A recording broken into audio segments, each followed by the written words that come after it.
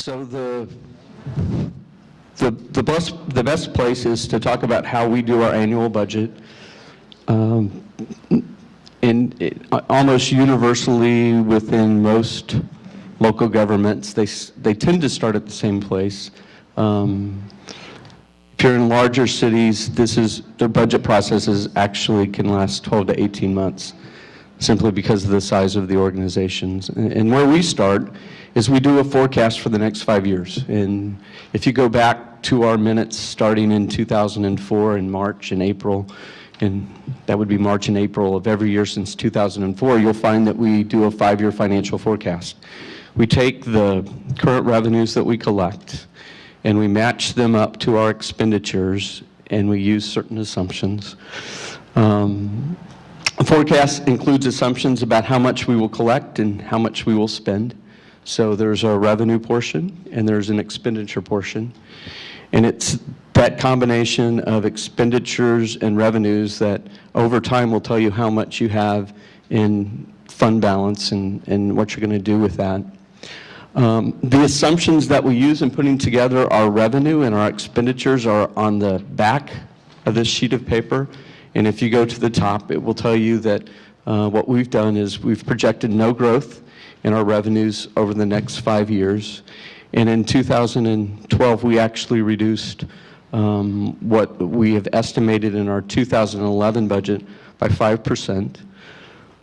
We've made no changes in any base rates or fees that we're charging during the entire forecast period.